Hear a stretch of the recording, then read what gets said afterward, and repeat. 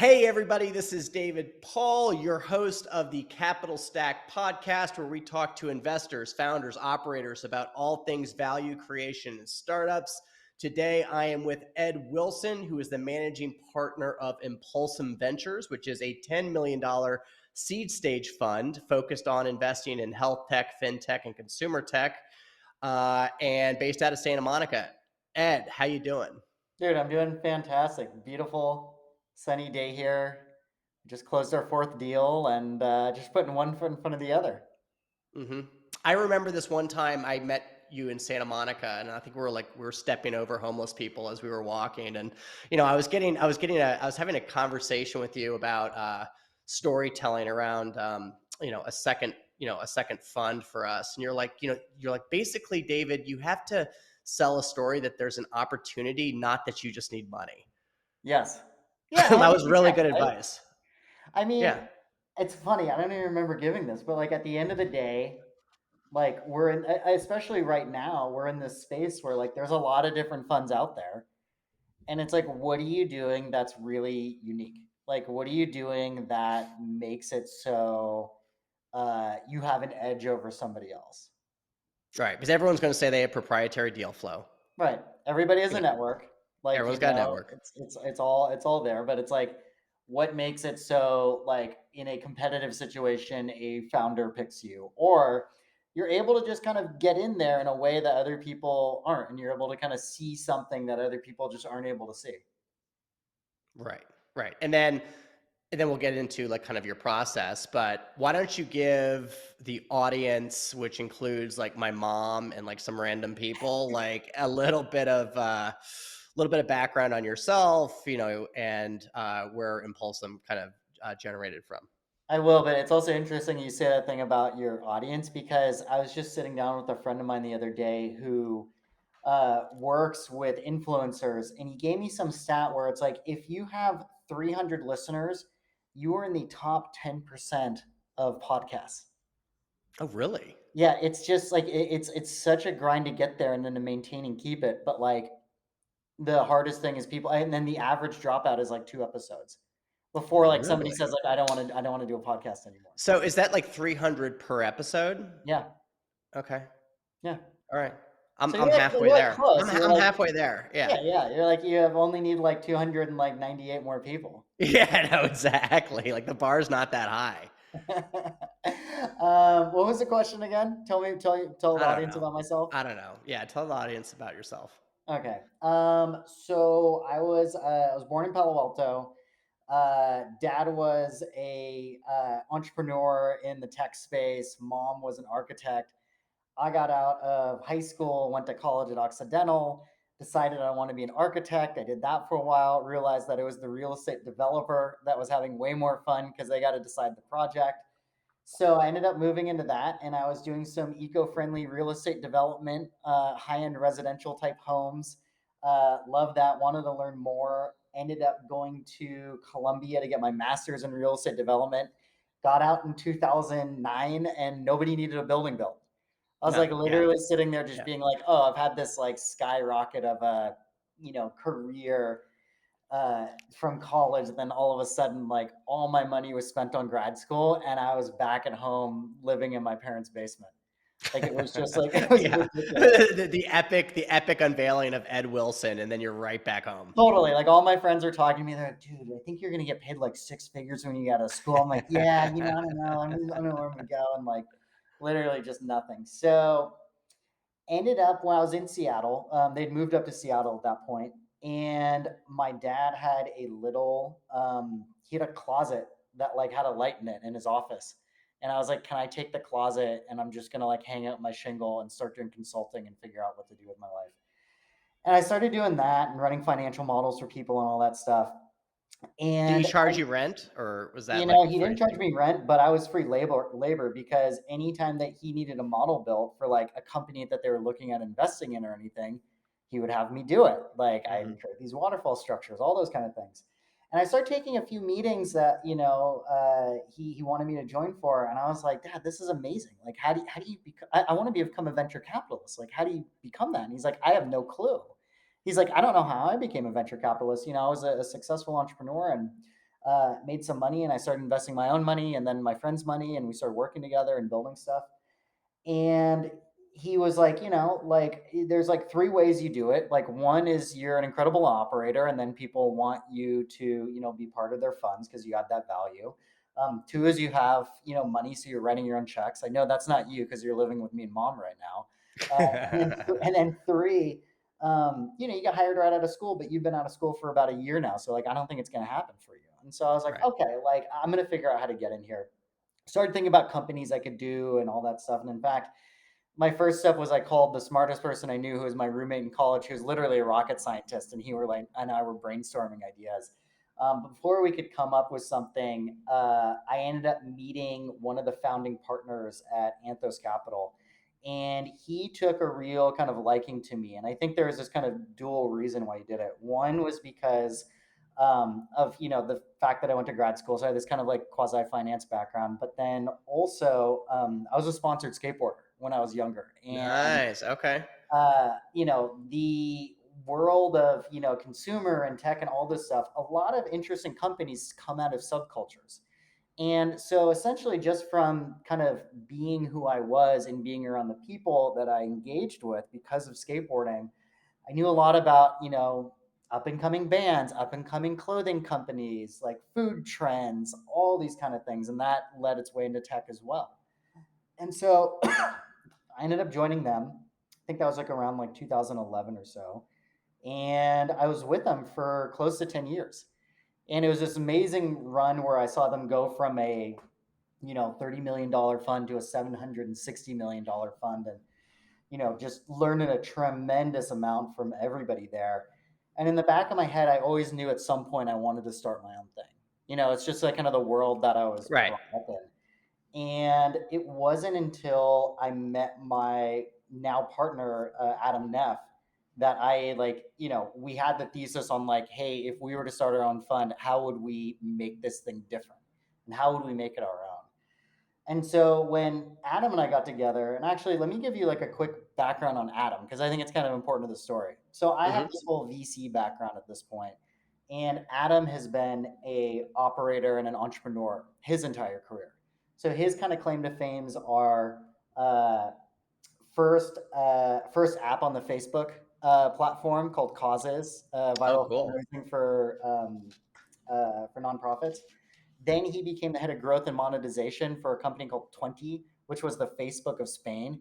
And I think like it's funny for us to think back, but like remember like all this like social media stuff was really kind of like regional in many ways. Hmm. And in Spain, at one point they had 30% of the country's internet traffic going through them.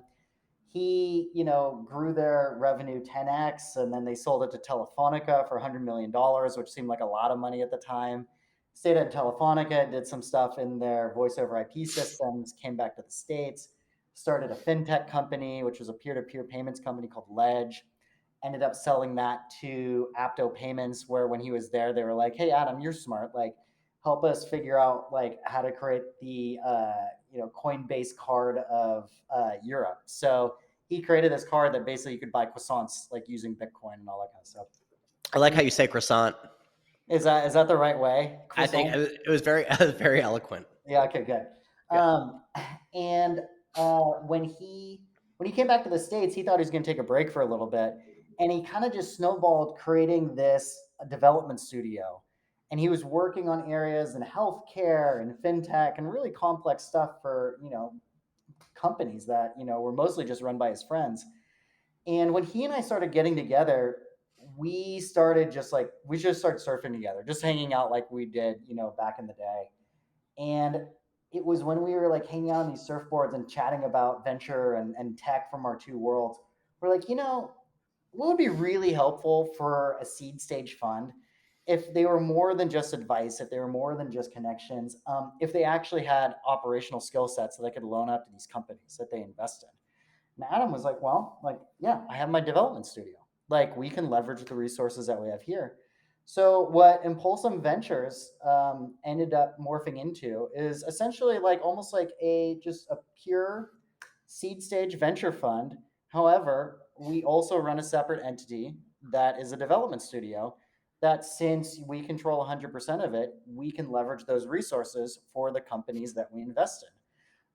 And we focus on the areas that we've had success with. So, healthcare, fintech, consumer. These are areas that we, know really well, and really just kind of enjoyed seeing the changes that have had happened over the last 10 to 20 years. There's these massive industries that just are ripe for disruption, and you see companies coming in and out all the time. But there's just this level of you know hair on all these things, which you see that these tech companies are coming in and just kind of cleaning up. So it's just been fantastic and a lot of fun. That's awesome. And Yeah. it's so great when you find somebody that is a great partner. I've yet to find that person. My dad used to tell me the partners were for dancing, but I just think that was because he was really unlikable. I got to tell you something. Like, I feel like Adam and I have that perfect combination of we know each other from a past. Like, we lived in one of those off-campus houses that was like skate ramp in the backyard, music stage, parties every weekend. We had a lot of fun. He was the surfer, I was the skateboarder. But growing up and becoming adults, like, all that stuff mellows out, and what you're left with is this person that you like genuinely know and trust and like. And it just so happened that he has these, exact opposite skill sets of what I have. Like, he's very detail oriented, he's very product focused, all those kind of things. And I'm much better at kind of like getting everybody in the room, figuring out like what the big picture is of all of this, and then just like executing on all of those things. And so I think honestly, we've had a lot of success just because of that like dual combination that we have. It's like the Snoop and Dre model, as I like to call it. Hmm. Yeah, you have a really interesting background because you didn't actually like come from finance. I mean, you came from like real estate finance, like from an educational perspective, but you didn't go the iBanker route. You didn't work for a REIT. You Yeah. basically like your professional experience went right into venture, which is very. I mean, I think Anthos invested definitely later. Companies had metrics, but what was that like going into, more of a qualitative market sizing, founder picking type model? I mean, I've always had a passion for it. I mean, I've always believed in people. Like, that's kind of like the thing at the end of the day. And you realize that when you invest early on, that as much as you can look at, the market size and all that kind of stuff, you're like, will this person just grind through it and get through those tough times and figure this stuff out? And the stuff that we end up investing in, there's always, it's never everything's fully baked, but there's something there. Like, they've done something. So for a group like us, if you came to us with just a deck, we're probably not the right fit at that point. But if you come to us and say, hey, we've built out this MVP, here's my background, like, here's what we have in terms of an edge, there's always something that you look at and you just go, like, yeah, this is going to happen regardless of us or not. It's a matter of us now. Can we be really helpful people on the cap table? Yeah. And so, as your partners on the operational product focus, which by the way is what every VC wants to hire. They want to hire the product guy, the Mhm. operational product guy, because there's such a gap in that in portfolio, especially in the early stage. But would you say that your value to the partnership was in pattern recognition? 100%. Yeah. I mean, look, I always say, like, venture capital is a trade. It's like almost like being a blacksmith. And so, like, whatever level I was at when I first started. Uh, oh, are you there? By the way, looks like you're frozen. Uh-oh. Oh, you still there, David? Sorry, you froze for a second. Yeah, I'm here. I'm here. We can cut this part out. No, don't. Isn't this what people want to hear? Just like glitches for like 30 They do. seconds. They do want. Yeah, they do want to hear this like awkward pause. um, yeah. So, what was the question again? Pattern recognition. Pattern recognition. Yeah. So, like, I always say, like, we're blacksmiths. Like, this is a trade. So at the end of the day, like, the level that I was at in my first year compared to this 10th or 11th year, whatever year we're on right now, I should be better at what we're doing because I've just put in those hours, and I should be better 10 years from Mhm. now. So you do kind of get that sense of like, what really works, what really doesn't. I think an important thing too, though, is to not get jaded and so stuck in a pattern that you aren't able to open up and say, like, is there an opportunity here? And so, like, a lot of the times, like, when I think about, companies I look at and all that kind of stuff, I'll always err on the side of that they are doing something that I don't know and I don't understand, and listening to them will educate me on an opportunity that I just might not see. Hmm. It's funny, like because we have this development studio and we have like 30 amazing designers, engineers, product specialists, all these people.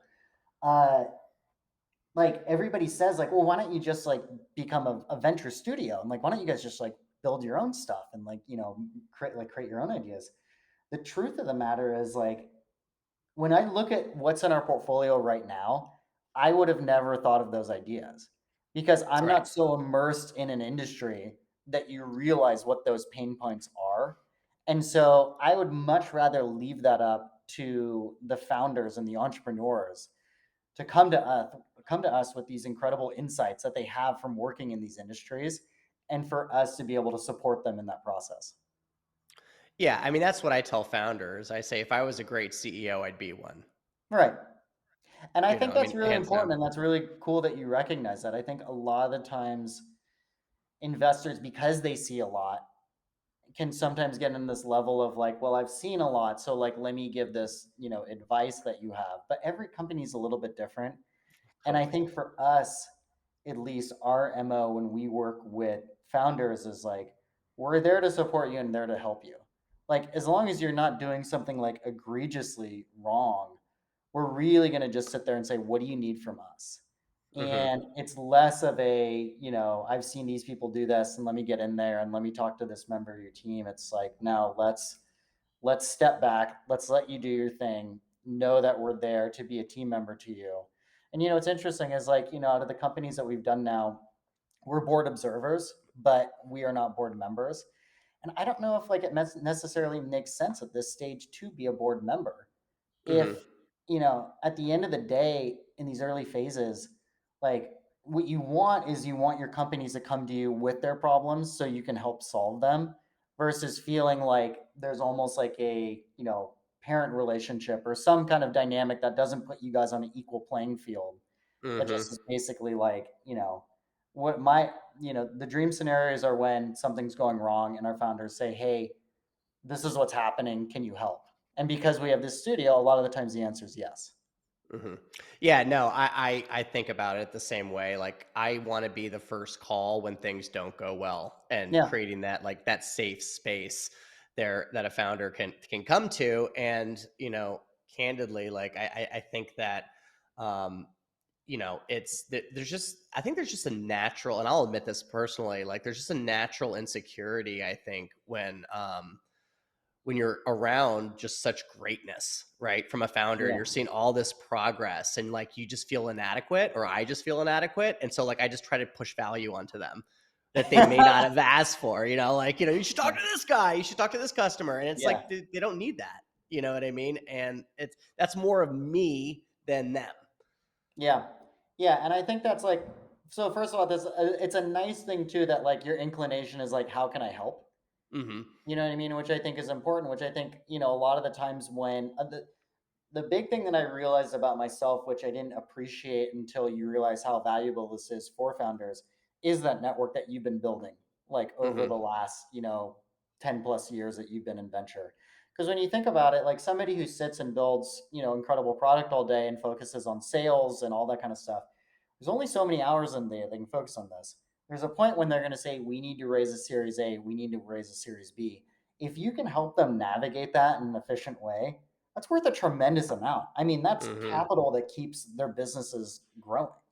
Right. So it's interesting as you get older, realizing the value of your network, and it's not just something that you necessarily need to.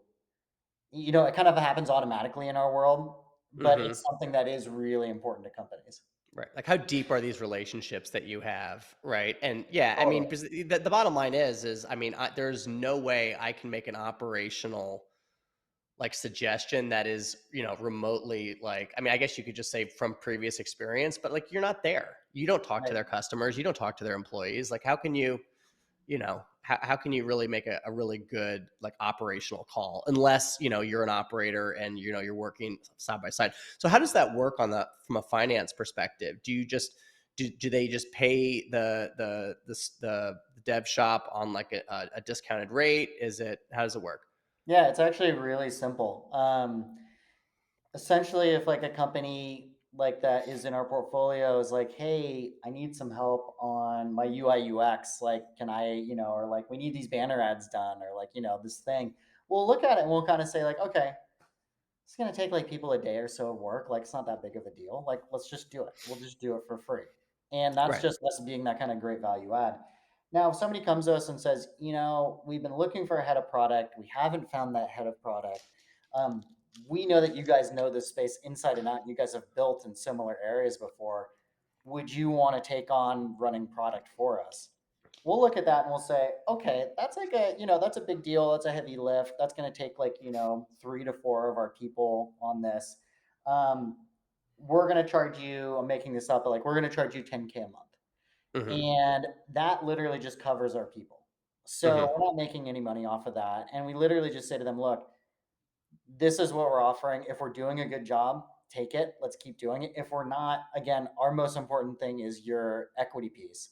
So you do what's right over there. And if we've made an offer like that and you said, well, I'm going to use these people over there, we'd go, please, Cool. by all means, go ahead, do whatever you need to do. Again, we are doing this to support you, beyond anything else. This is not about us like making money or anything like that. Yeah, and because the dev shop, they actually have their own P&L, their own pipeline. They're not financially dependent upon the companies that you fund. Exactly, and exactly. And in fact, actually, Adam and I don't take salaries from the fund. We take salaries from, the studio. And the, theory around that was that, this being our first fund, we want as many shots on goal as possible. And so the more Hmm. capital that we can like conserve for investing, Hmm. that's better for everybody in the long run. And Yeah, and really the not to easy, LPs like that too. They don't like to pay for anything. So, yeah, I mean, like, like, we do have a management fee, but like, that management fee really just goes towards, travel, lunches, that's like right. all that kind of stuff, just functioning.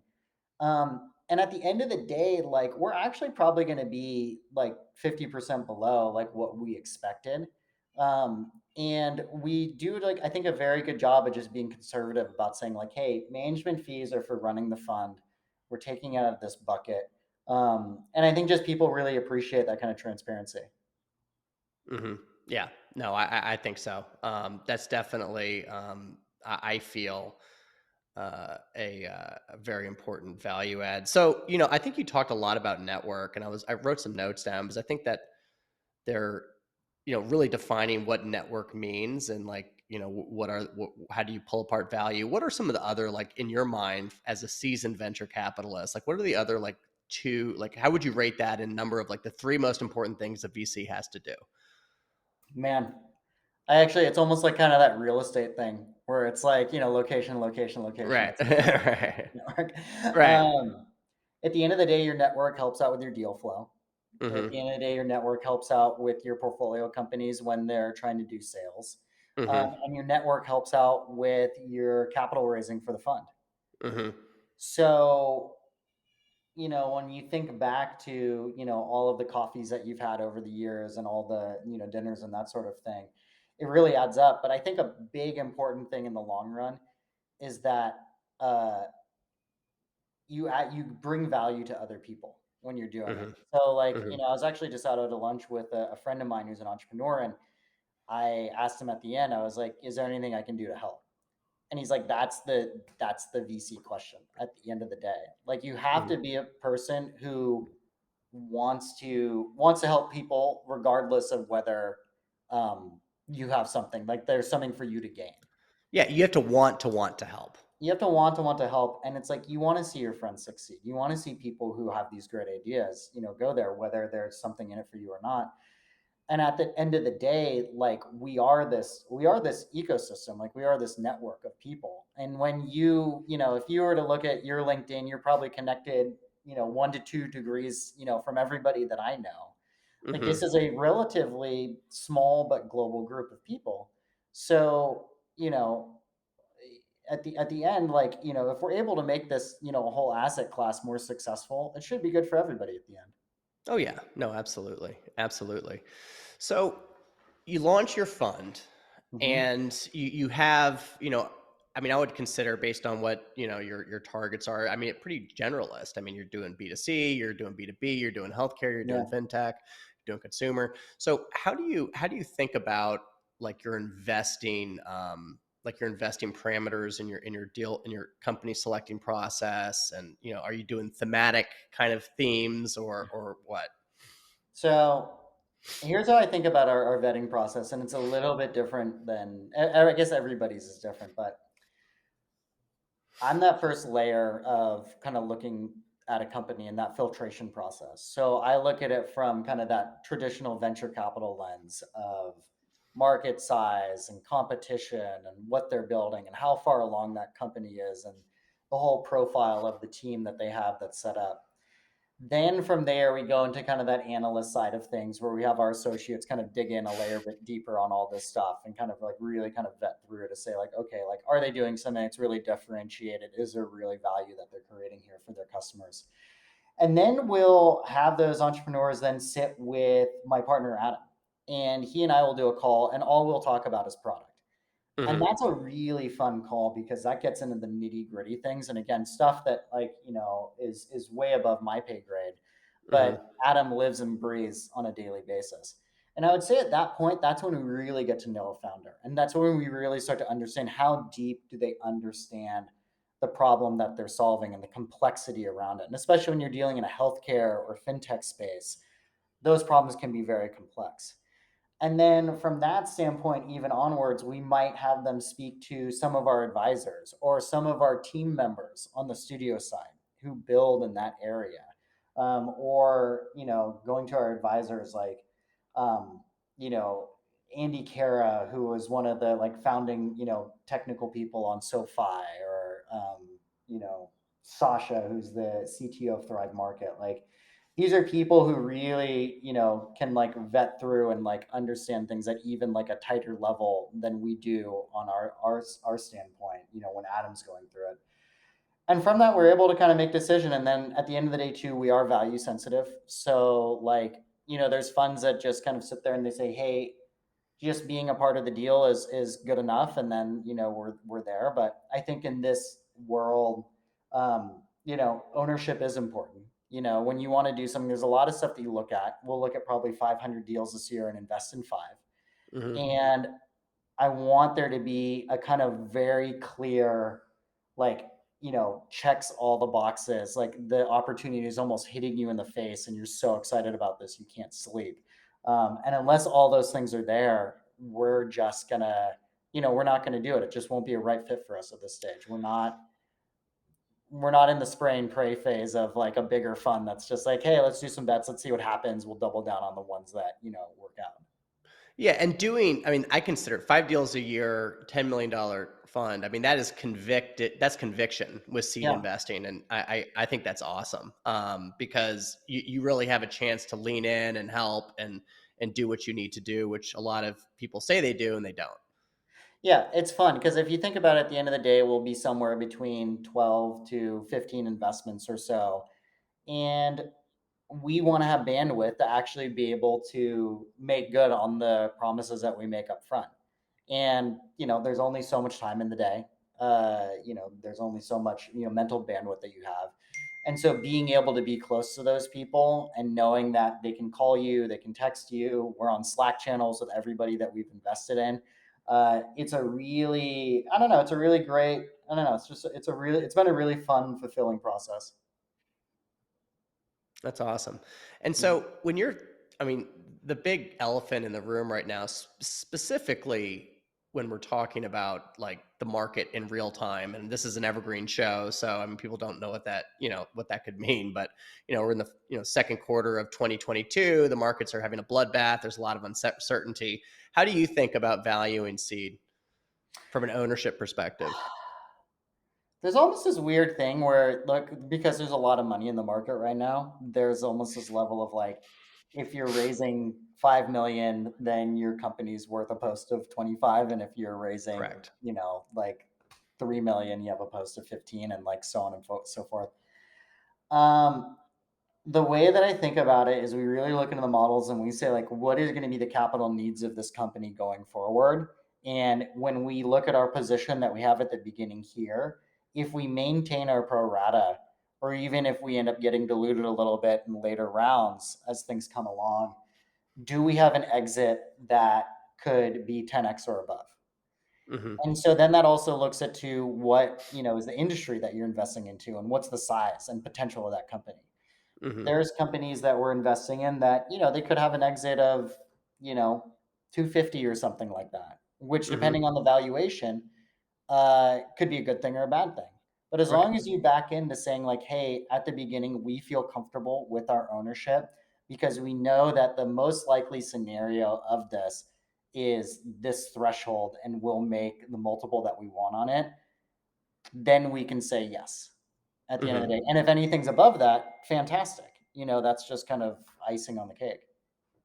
But you're working with limited data sets, right? Because they are maybe early signals of product market fit. I mean, you don't know like what they can charge. So how do you Mhm. how do you go about that process? I mean, you look at their financial model and you take a best guess on that market size and where Right. they can be. I mean, I think the one thing that I've kind of learned in venture over the years is that a lot of the things that will tank a company or the issues that you should be concerned about, a lot of the times they're out of your control. It's a Mm-hmm. competitor, it's market conditions, it's all of those kind of things. But if you say you're solving a real problem that people are willing to pay for, and this is a big enough market to support the growth into something that would have venture type returns, uh, then that's a yes for me. That's how we kind Mm-hmm. of look at these things. That's what I love. I mean, that's what I love about doing podcasts because I'm selfishly just asking you questions that I want to get smarter about. And like, I mean, this is just perfect. I'm just like, this is like my questions, right? I mean, Yeah. I don't even know who's listening to this. My mom certainly doesn't care about any of Yeah. these Hey, you questions. know what? Hey, she might be a stellar venture capitalist. You might have like an interesting Exactly. fun like right at the dinner table. So, in an environment from a software perspective, and let's use a B2B example, right? Mhm. Because I think seed is such an unusual place today because there's such an abundance of capital out there that that's specifically in the early stage. I mean, the amount of seed funds is it's crazy right now. Mhm. There's a massive repricing in the public markets. There's anecdotally, well, actually not even anecdotally, like there's actually hard data that big rounds are kind of slowing down. Some of the crossover funds are going down into seed with Tiger, et cetera. So there's probably going to be even a more inflation on the earlier stage with not really like a place to go, right? Mhm. Or less of a place to go. And we live in a world where a lot of things are digital. I mean, like replacing Excel spreadsheets and email. I mean, it's getting harder and harder to do. Like there is core platforms for pretty much a lot of different verticals right out there. Mhm. So what I'm seeing like really deep company features, right, and that are coming out as companies, and they could be great companies, but um, the distribution of that market is owned by another software company, right? Right. And yeah, so like how do you think about that in a world that is very digital today? Yeah. Is this a feature or is this something that can be like a real like big scalable company? And so the example that I like to use is actually one of our investments, which is a company called Uplink, which is almost like a fire hose of data that gives a much more robust FICO score that gives like a score that small business lenders can use to make better lending decisions. And this is something where, this company was really founded on the transfers of IP, where the other co-founder of this company had been working on this IP for over 10 years. And he'd been doing this with big banks and, he's a speaker at the G20 summit. And he built this phenomenal technology that makes it so when you run, a business, a person, a scenario through their system, it can reduce the default rate by about 75%. And so, yeah, so it's incredible. And this Oh, works in over wow. 150 different countries. And so at the end of the day, you have a lot of people who are doing these, loans to small businesses. They don't have a lot to go off of. They have a FICO score. They have like a P&L and balance sheet, maybe. And then they have a business plan and like this person's track record. Hmm. And so what that leads to is, with not a lot of data, is a lot of bias.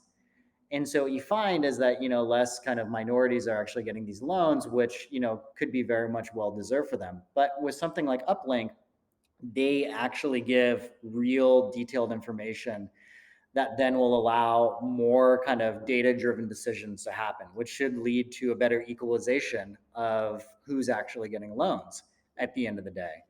And so when you think about that, like, that's a big problem that they're solving.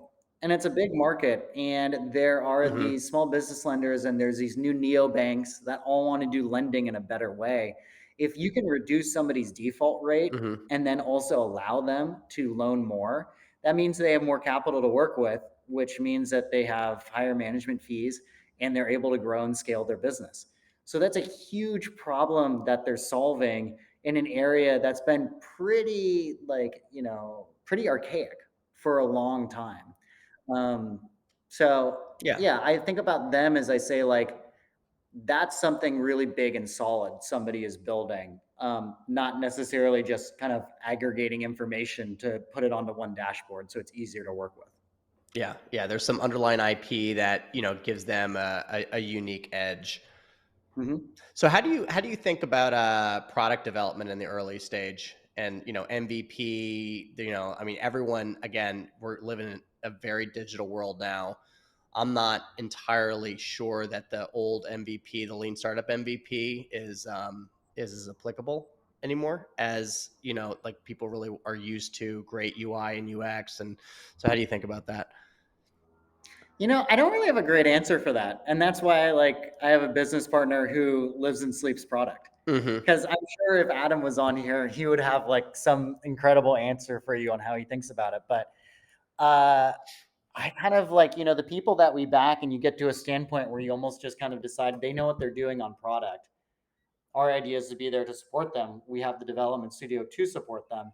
And anytime that somebody, has questions about product, my typical answer to them is like, well, give Yeah. Adam a call. It's Like, good to you have should speak to experts. him And then about this. like there's like this point, I think, after you make your first investment into a company where you're like, okay, I believe pretty much anything that they tell me. And I have utmost conviction, right? Right. And that's a great place to Yeah, be. you have to. And you also, I think, have to, yeah. And I think you also have to realize that, like, when any company, like, nothing is just up and to the right. And a big part of it is just being able to support them in whatever way is necessary to Hmm. kind of keep them going, along the path. And again, having the studio is Hmm. really helpful for that. So why don't we talk about your book besides Uplink? I'd love to hear about the deals that you're doing and what interested you. Pump it, pump that book. Sure. Okay, sure. So I'll start with the first. And this is actually, it's pretty easy because it's a short list. But Care Connection Networks was our first investment. That's in the remote patient monitoring space. It's basically the software that connects all these different OEM devices that doctors are sending people home with. So if you have a chronic condition, you might get sent home with a glucose monitor, blood pressure monitor, and doctors Hmm. now can get reimbursed by Medicare, for monitoring you. So if you monitor somebody for 20 minutes a month, Hmm. you can get paid by Medicare for that. And so it's really changed our whole healthcare practice, where it's now it's not about how many people you see during a day; it's how many people can you really monitor. And the patients are getting better care, the doctors are getting paid more, and they're able to provide better care. And insurance companies love this too. I mean, anytime you can reduce some kind of catastrophic incident, that's an incredible thing for them. That's where they lose most of their money. And this company actually came to us through the founder of Giphy, Alex Chung. And it was kind of an amazing thing, and I think is a testament to our model here. These guys weren't out raising capital. They actually, we met them, and the first time we said, "Hey, we'd really like to invest in you," they said no. And it wasn't until we actually showed them everything that we built on the studio side in the healthcare space that they said, "Oh, like it seems like you guys could actually help up our game a little bit." And that's been a really incredible relationship. And I think those guys will always hold like a really kind of deep place in my heart, just like kind of being our first investment and really kind of got us on the board. And that's actually when we did the first close on Mhm. the fund was really to fund them. And so they were the ones who got us going. And in fact, I don't know if you can see the skateboard behind me, but Yeah, I can see it. they gave that. Can you see this on the wall? So that's like a 40th birthday present that they wrote. They got this cool like kind of one-off skateboard, and they wrote on it, "Couldn't be more stoked to be living the dream with Impulsum and Care Connection, Yeah. Alex and Cause," which like is just nice. It's just kind of fun that that's the relationship we have. Second one was Nostra. That is artificial intelligence for A/B testing websites. Quite simply, a lot of this stuff is done by Optimizely, Google Optimize, a handful of other companies out there. At the end of the day, there's this manual component, and they looked at this and they were like, well, this is really a problem that should be solved by artificial intelligence. So they created this brain that if you give them your copy for a website, your images, as people go to this, it optimizes it to essentially like give the best website that you can have for people to purchase more or to give their email address, a whole number of things. They actually, it's funny, they just ran a pilot the other day with an e-commerce site, and their goal was to get more email addresses, Wow. and they gave them a boost of 600%. Yeah, so it's this really cool thing. And we've been working with them really closely because, again, they built this great brain on the background, but, really wanted us to help kind of productize this. So somebody without a technical background can really use it. So a CMO and that sort of thing can kind of drag and drop information.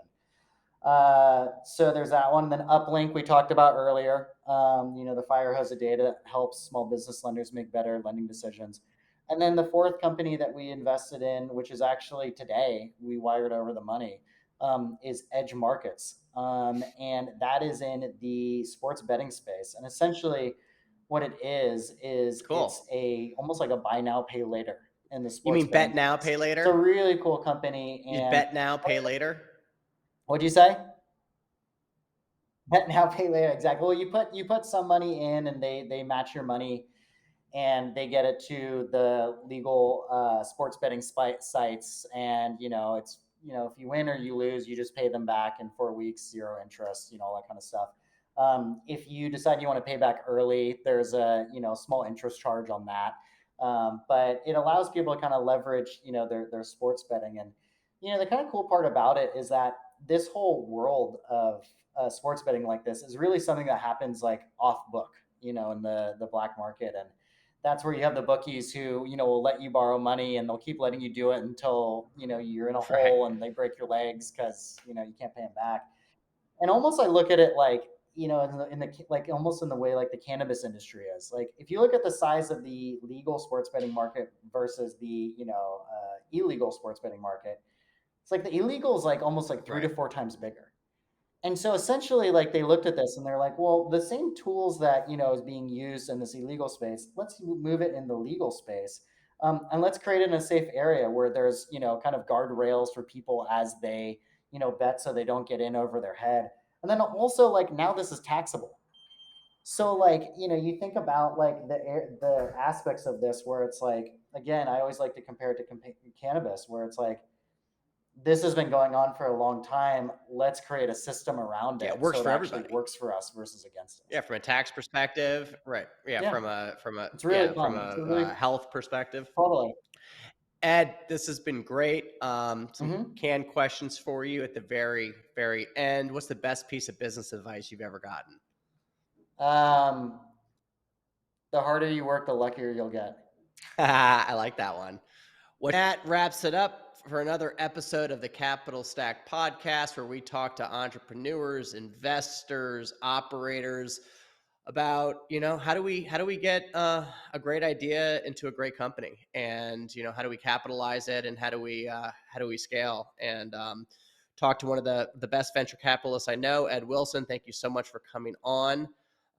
And we have an episode every week, so if you want to subscribe to the YouTube channel, we're on YouTube, we're on Spotify, we're on Apple. Subscribe to it and you'll get an alert every week. All right, thanks. Bye bye.